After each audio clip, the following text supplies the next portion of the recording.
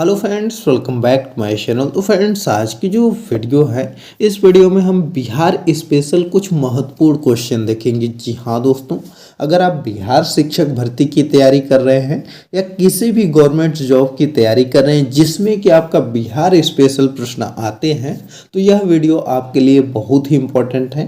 क्योंकि इस वीडियो में हमने जिन प्रश्नों को लिया है वो या तो प्रीवियस ईयर एग्ज़ाम में आए हुए हैं या आपके एग्ज़ाम में आने के चांसेस है। सभी प्रश्न हमने जो है कि एनसीईआरटी और एससीईआरटी के आधार पर ही लिया है। तो फ्रेंड्स, आप इस वीडियो को लास्ट तक देखिएगा। चलिए पहला प्रश्न देखते हैं। तो यह आपका दिया गया है कि बिहार का अद्वितीय त्यौहार क्या है। दीपावली है, छठ है, विनायक चतुर्थी है कि बिहू है। तो देखिए, बिहार का अद्वितीय त्यौहार की बात करें तो यह आपका छठ है। जी हाँ दोस्तों, छठ जो है कि बहुत ही ज़्यादा बिहार में फेमस है। या तो आप जानते हैं यहाँ अब जो है कि छठ पूरे इंडिया में लगभग धीरे धीरे फेमस होने लगा है। चलिए अगला प्रश्न हम लोग देख लेते हैं। अगला प्रश्न यहाँ पर दिया गया है कि निम्नलिखित में से कौन सा बिहार का लोक नृत्य है। झाली है, गरबा है, कर्मा है कि जट जटिन है। तो देखिए, बिहार का जो लोक नृत्य है यह आपका जट जटिन है। जी हाँ दोस्तों, जट जटिन को बिहार का लोक नृत्य माना जाता है। इसके अलावा अगर हम कर्मा की बात करें तो यह आपका झारखंड का नृत्य है। और जो है कि चलिए अगला प्रश्न हम लोग देख लेते हैं। अगला प्रश्न आपका दिया गया है कि पद्मश्री सीता देवी किसकी प्रसिद्ध हस्ती थी।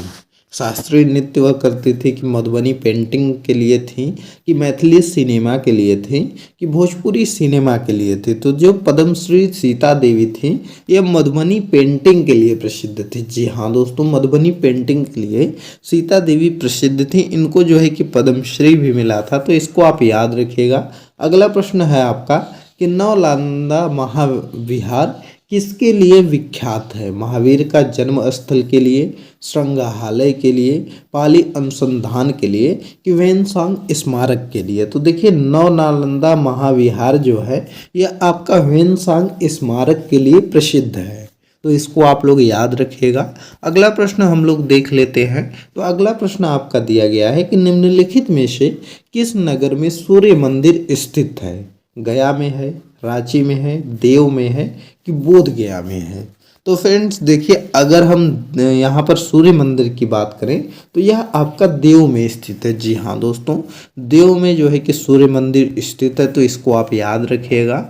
अगला प्रश्न आपका दिया गया है कि बिहार में परमानेंट सेटलमेंट लागू करने का कारण क्या था। जमींदारों का जमीन पर अधिकार, भू राजस्व का, या जमींदारी प्रथा का निर्मूलन कारण था, कि राजस्व निर्णयन कारण था, कि इनमें से कोई नहीं था।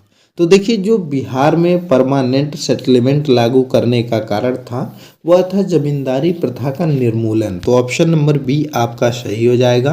अगला प्रश्न आपका दिया गया है कि बिहार में महात्मा गांधी के पूर्व सापेक्ष राष्ट्रीय सक्रियता की अनुपस्थिति इनके अभाव में देखी जा सकती है। एकीकृत समुदाय के, रचनात्मक क्षेत्र अभियान के, चरमपंथी समूह के, कि इनमें से कोई नहीं। तो देखिए फ्रेंड्स, इसका जो सही आंसर है वह एकीकृत समुदाय हो जाएगा। जी हाँ दोस्तों, ऑप्शन नंबर ए आपका सही हो जाएगा।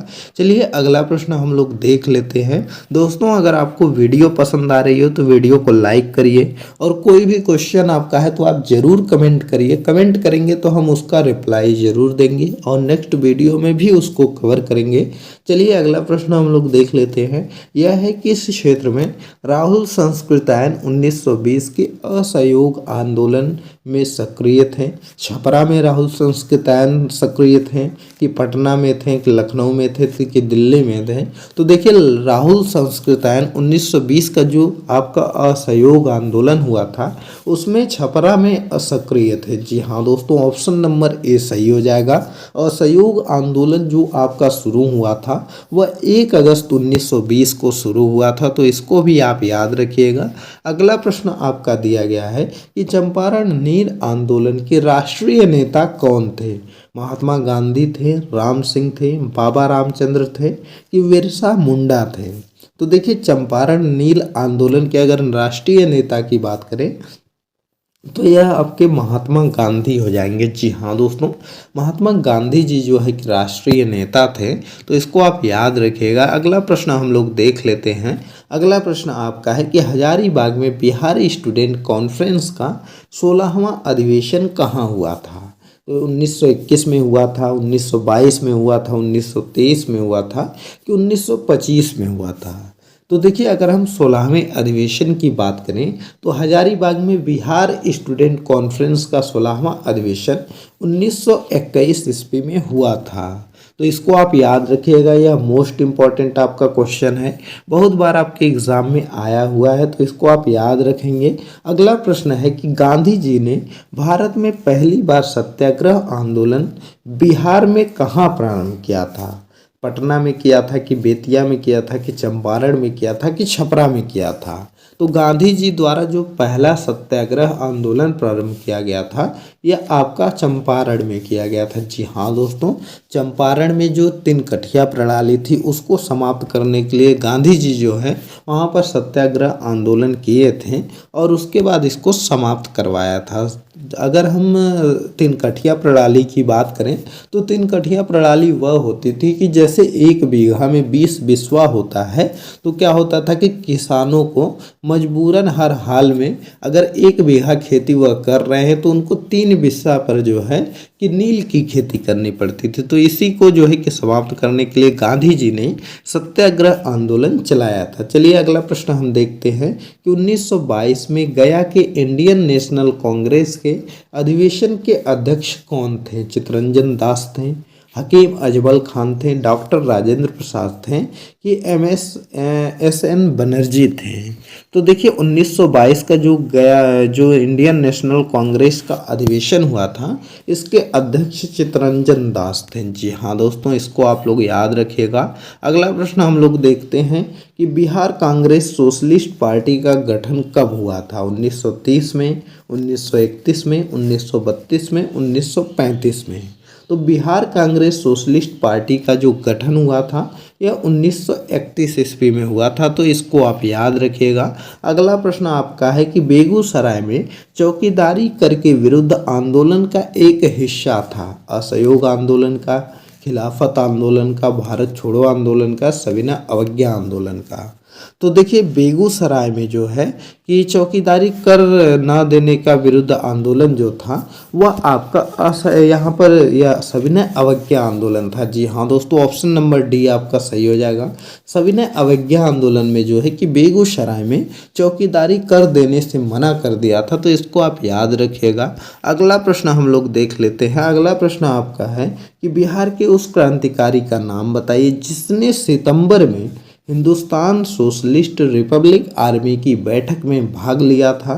फणींद्रनाथ घोष ने, भगत सिंह ने, अजय घोष ने कि ज्योतिन्द्रनाथ घोष ने। तो इसका जो सही आंसर हो जाएगा वह हो जाएगा फणींद्रनाथ घोष ने। जी हाँ दोस्तों, फणींद्रनाथ घोष ने जो है कि Hindustan Republic socialist Republic army की बैठक में भाग लिया था। तो इसको याद रखेंगे।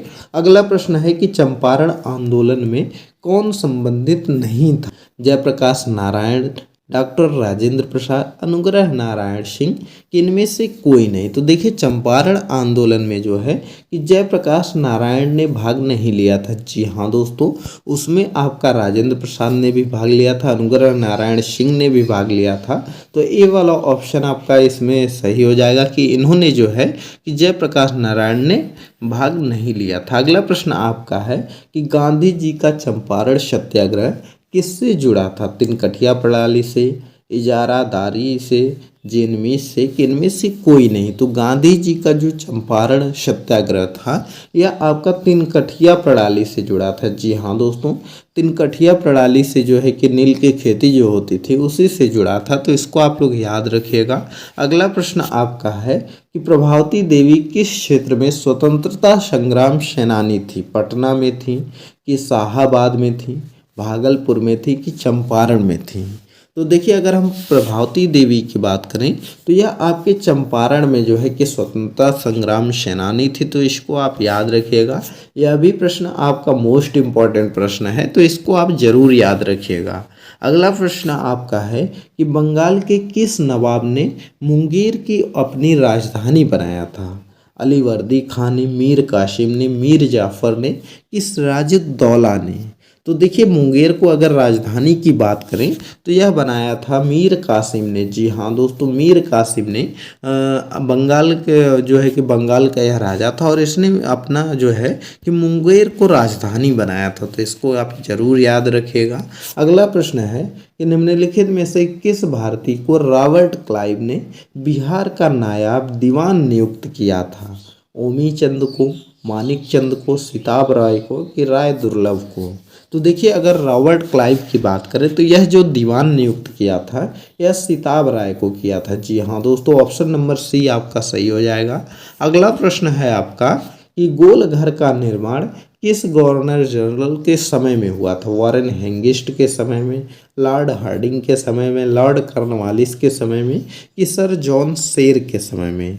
तो देखिए गोल घर का जो निर्माण हुआ था यह आपका हुआ था लॉर्ड कॉर्नवालिस के समय में। जी हाँ दोस्तों, ऑप्शन नंबर सी आपका सही हो जाएगा। लॉर्ड कॉर्नवालिस के समय में ही इसको बनाया गया था। अगला प्रश्न आपका है कि पटना के 1857 के स्वतंत्रता संग्राम के नेता कौन थे?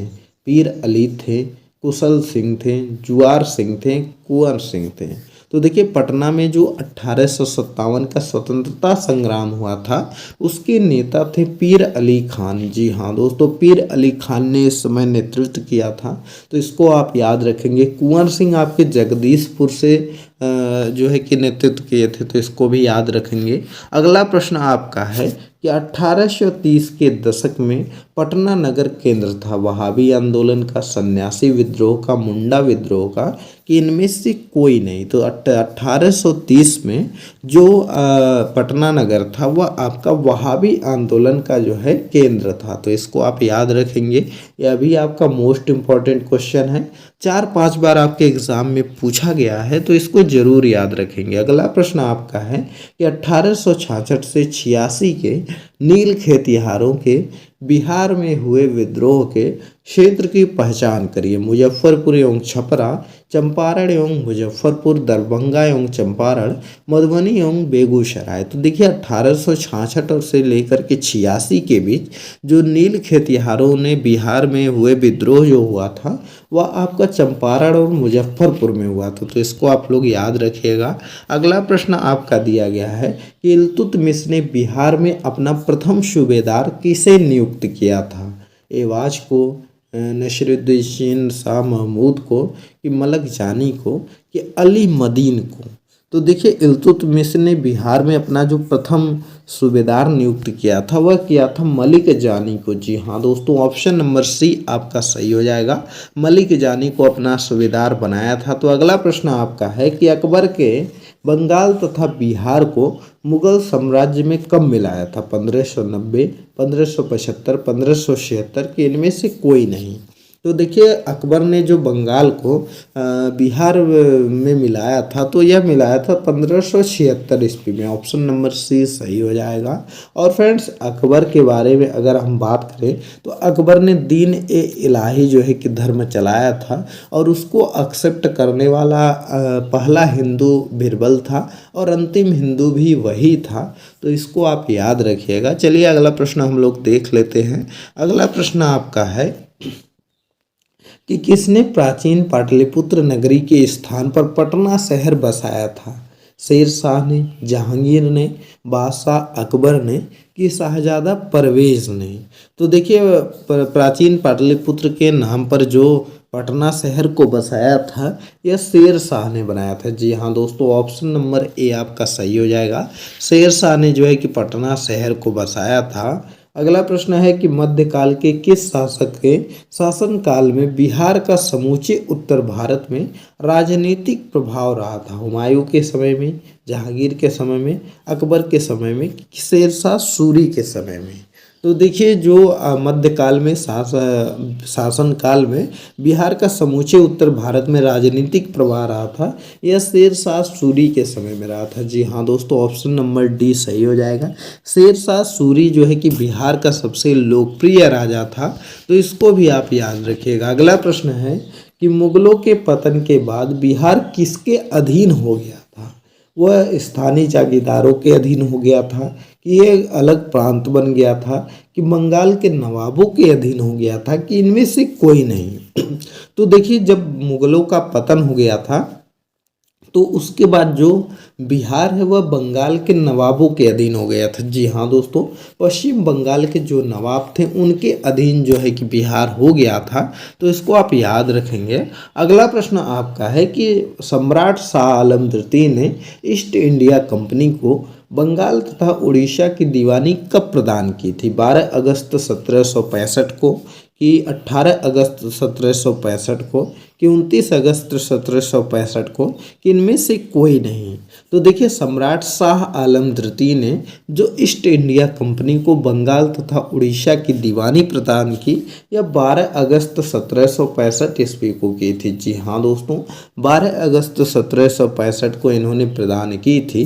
तो फ्रेंड्स यह टॉप 30 क्वेश्चन थे जो कि बिहार स्पेशल से हमने लिया था और हमने सभी क्षेत्रों से जो है कि क्वेश्चन को कवर किया है। यह सभी प्रश्न आपके किसी न किसी एग्जाम में आए हुए प्रश्न थे जो कि हमने इस वीडियो में कवर किया है। और फ्रेंड्स बिहार स्पेशल की हम जो है कि अपने चैनल पर 4-5 वीडियो अपलोड कर चुके हैं।